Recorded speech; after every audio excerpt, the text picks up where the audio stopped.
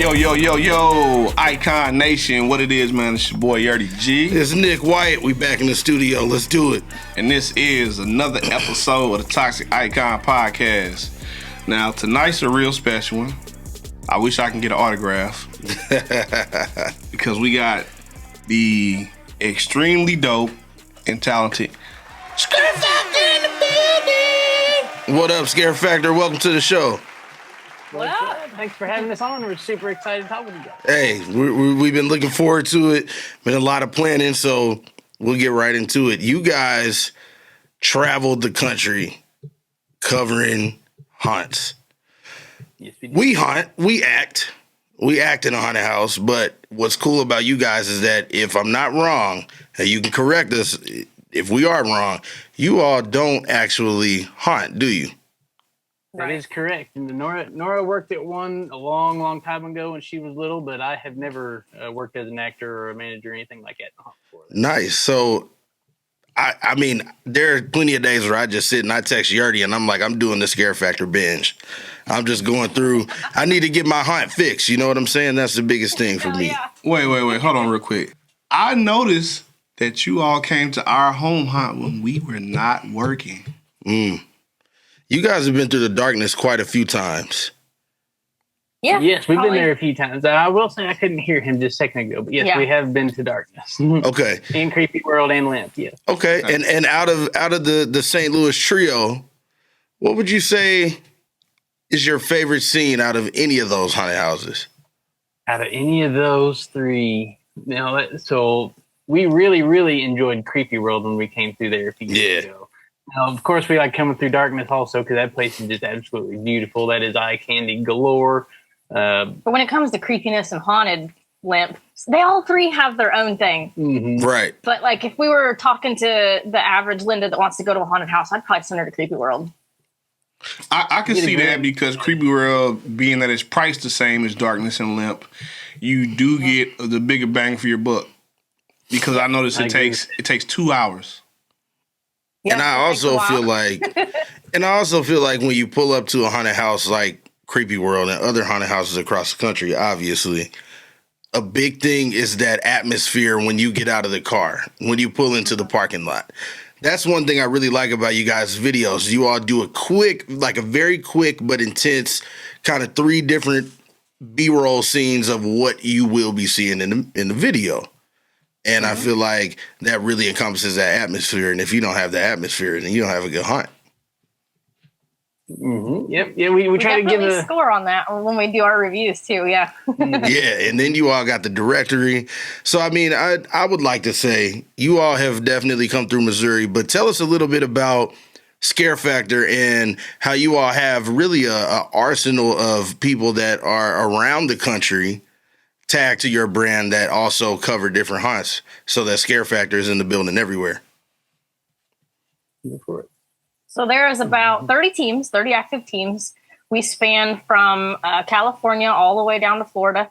We need more New England folk. So if anybody listening is interested in reviewing haunts, hey, this up.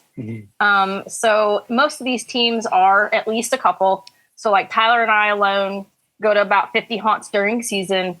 And then we also have some reviewers who help us as well. So sometimes you'll see us with up to like 6 people in our group. Right. Writing reviews for haunts takes forever, and we edit and write, and we mostly edit all teams' videos. So with those 30 teams, about 5 to 10 of us total do film. Okay. And like I said, Tyler gets to edit like all of those. I'm basically full-time video at this point. So Yep. jamming out videos every week and then every day during September, October. It's a job. But Yeah, this is a grind. A lot of our teams are here in the Midwest. Okay. I think that's also because there's so many haunts here too. Like Ohio alone has over 120 haunts. Jesus. Yeah. Ohio is loaded. Right. And they're good haunts too. Like you can't, it's like when you go to Ohio, you don't want to leave the state because there's just so many good ones and they're all kind of close together.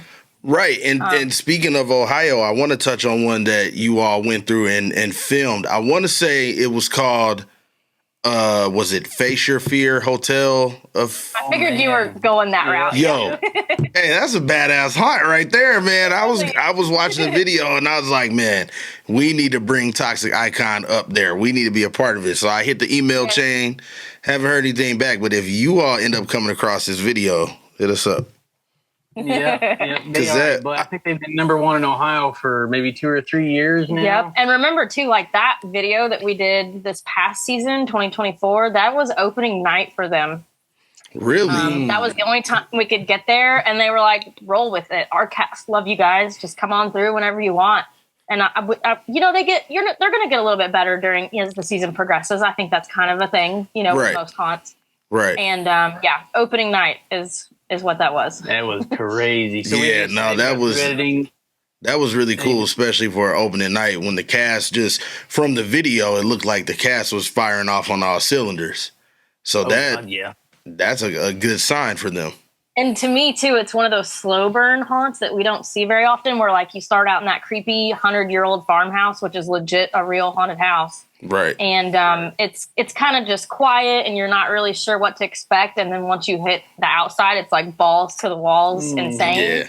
I'm sure it smelled like a lot of chainsaw gas out there. Yeah. For those of us who are afraid of chainsaws, that is not a place you want to be. All of it.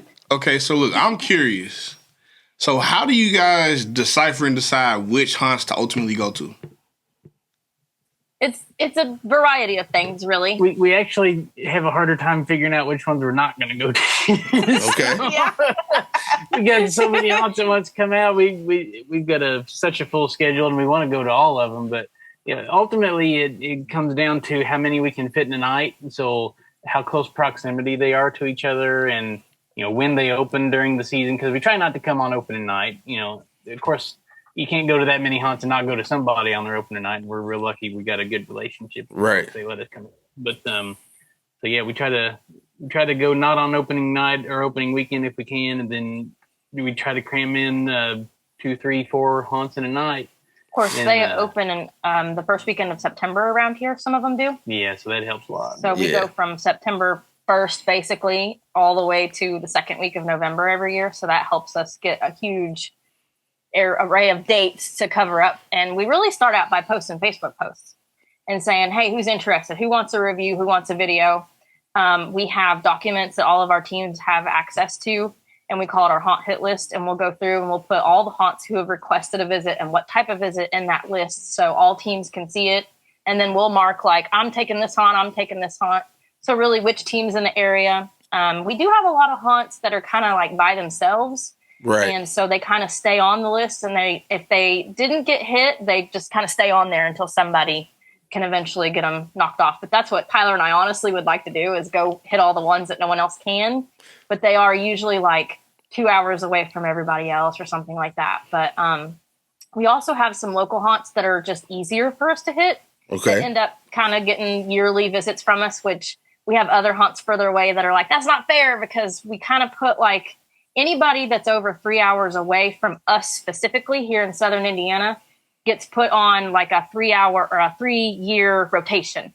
So if you're over 3 hours from us, you probably aren't going to see us every year, but we'll try our best to come every 3 if you ask us.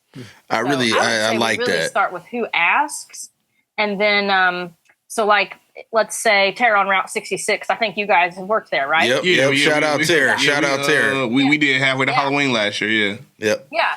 So if we're going there, they can be doable with St. Louis, but we would be looking at what's close to them and then reach out to those haunts. So like if, Tara on Route 66 said, hey guys, we'd like to get a review or a video visit, then we'd look at our map and try to figure out who else we could do. And then we might reach out to them. So it's kind of a variety of ways. Okay. So that's kind of how we plan, because being is that we're hunt actors, of course we go to HHN religiously.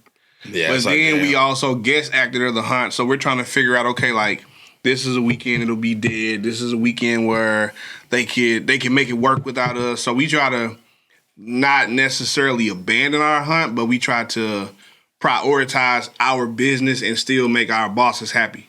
Right. We try not to jeopardize our home team, because obviously you can't forget where you came from, and that you always owe it back to that show.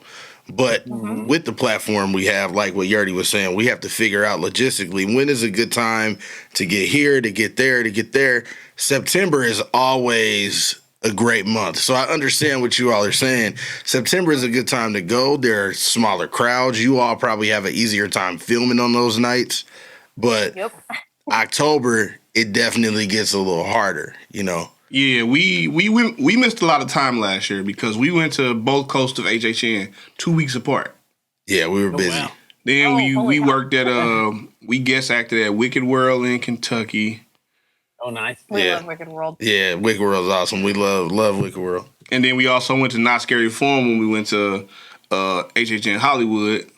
Yeah, so we do like a lot of the theme park stuff, and we're already logistically planning where we're gonna be this season and trying to get it figured out ahead of time. That way we can also, plan and be in the best shape possible to go rock another haunt.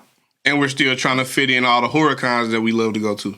Yeah. Like we were supposed to go to Nightmare Weekend in Chicago for May 3rd, but the Darkness is going to be operating on May 3rd for half of the Halloween. Right. So we're not going to Nightmare Weekend anymore. Gotcha. Yep. See, we don't.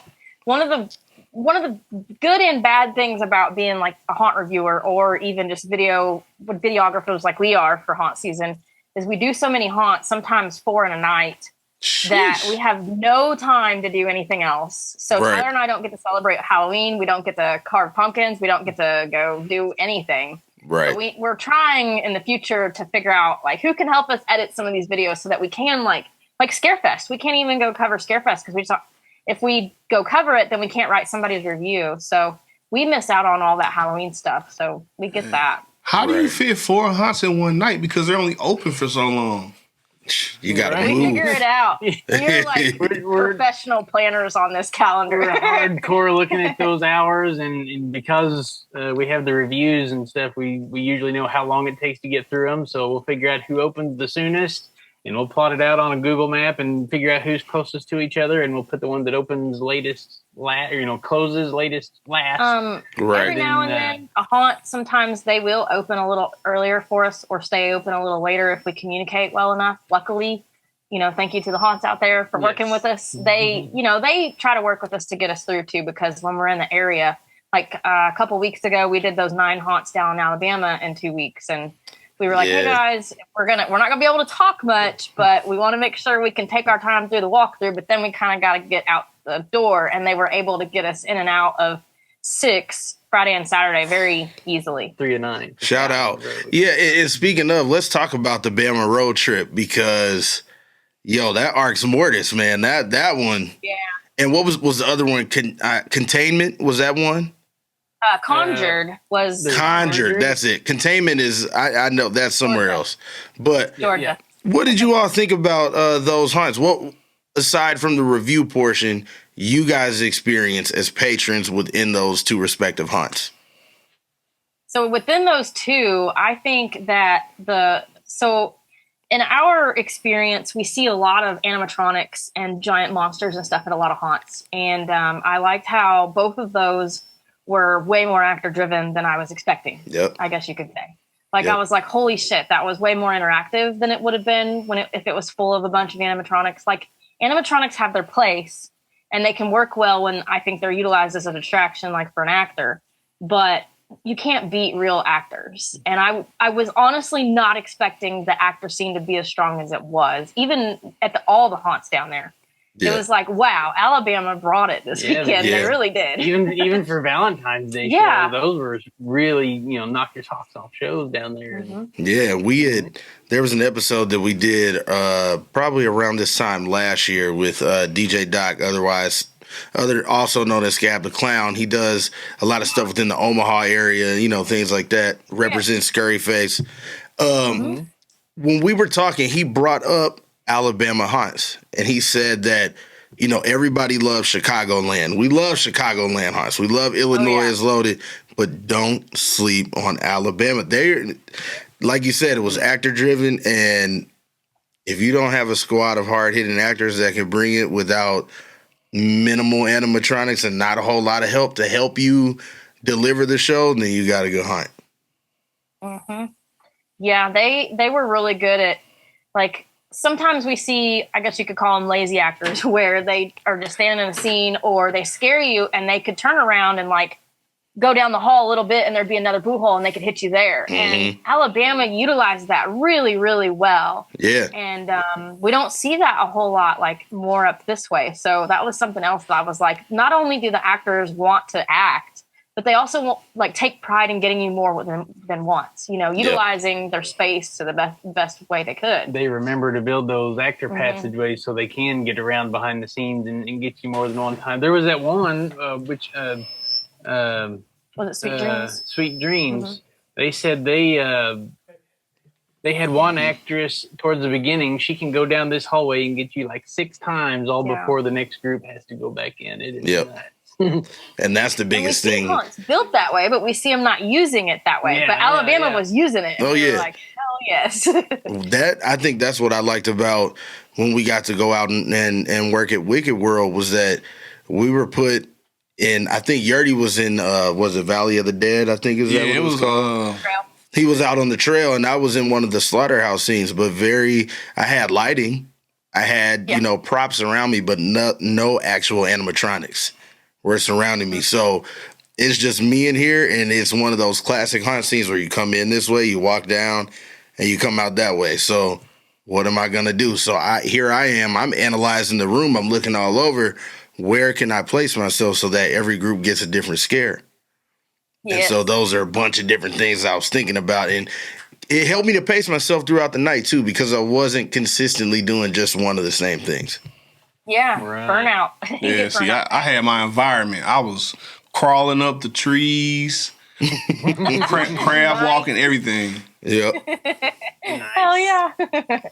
And you all had a character. I can't remember what hunt it was, but Tyler, you crack me up, man. Sometimes your reactions when they say some weird stuff to you. The guy said he was going to make you his boyfriend, and you said, oh, okay. Oh, shit. What hunt was that? That was Arx Mortis. Okay, that was Arx Mortis. I knew it had to be on that Alabama drag that you all did. Yeah, and then we saw him again later. Came back for sloppy seconds. Yeah. Yep. Hey, if they feed it to us, we'll feed it right back. We have fun, and that's what you got to do. That's what it's about, having fun at the hunt. Yeah, because you all have some people that will occasionally be in the videos with you. Like you said, you'll have like maybe a team of 5 or 6 of you guys, and one of those guys was cracking me up because they were getting him, and they were actual scares. Like you could tell he wasn't just delivering this for the video. Like these were, and I loved it. I was like, see, you guys are going to film, but you all want the show. Oh, hell yeah. And you got to get the show. So that was the thing with reviewing too. So we've been at this since 2010, just the reviewing part of it. And then we actually bought the Scare Factor in 2014, I think. Okay. So we're actually not the founders, but we were the fastest growing team at the time. At the time there was only like 4 teams. And when our Team Zombies became bigger than Scare Factor, the owner was like, "Hey, why don't you guys just buy this?" And we're like, "Okay." So, right. We were asking to do like updates and shit to the site, and he's like, "Well, it costs money," and we're like, "Well, we'll pay for it." And he's like, "No, what? Just buy it." And we were like, "Okay." So that's how we ended up here. Right. So yeah.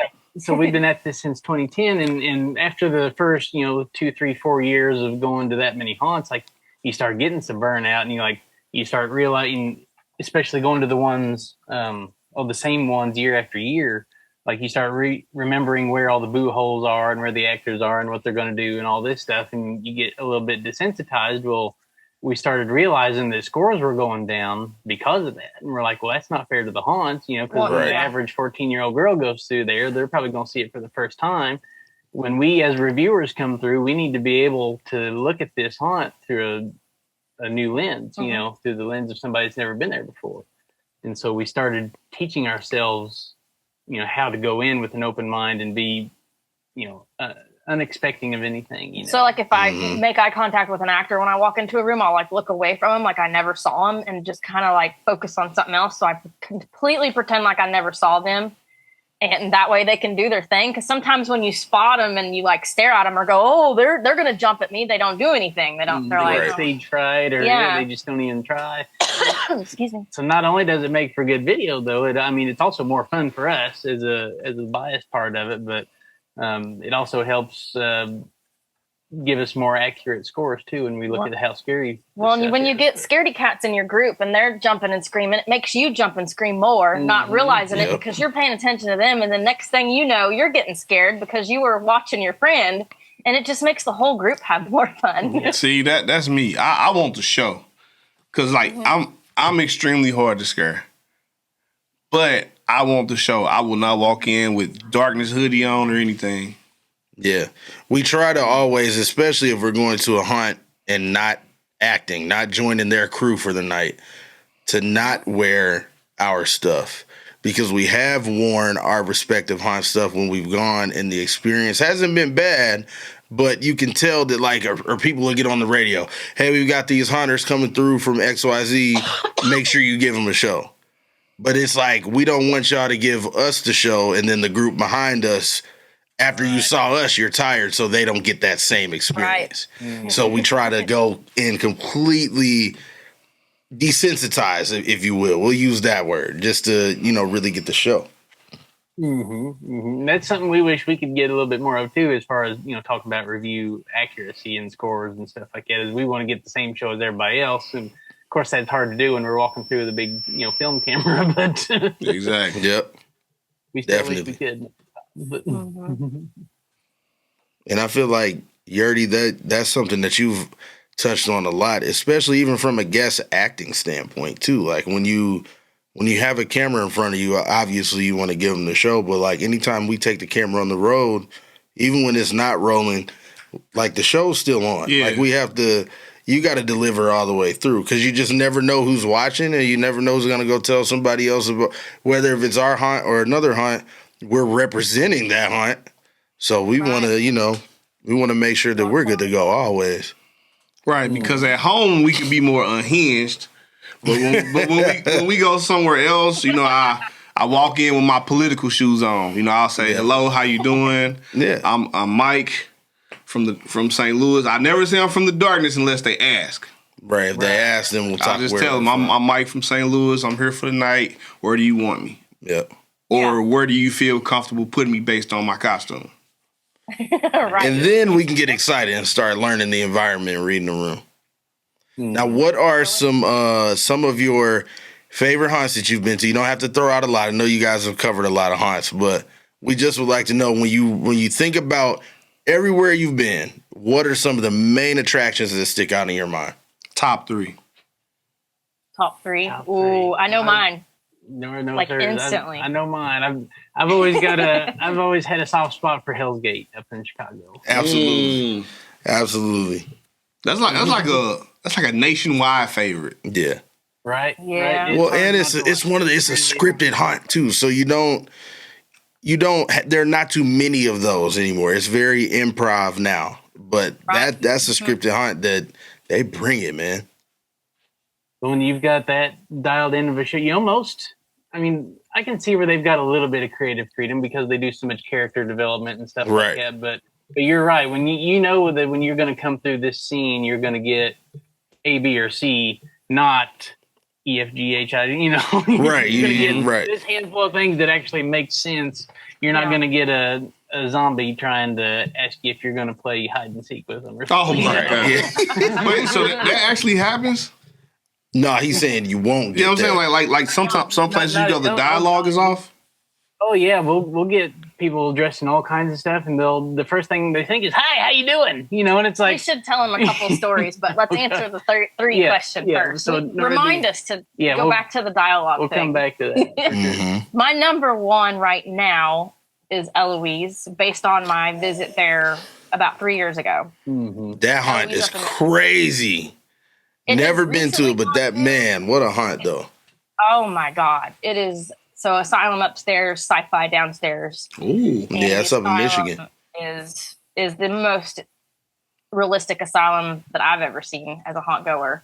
And they've got the projection mapping and all that stuff going on. But, it was just, we met each other at an asylum, not as patients or anything, but an insane asylum. We were workers there.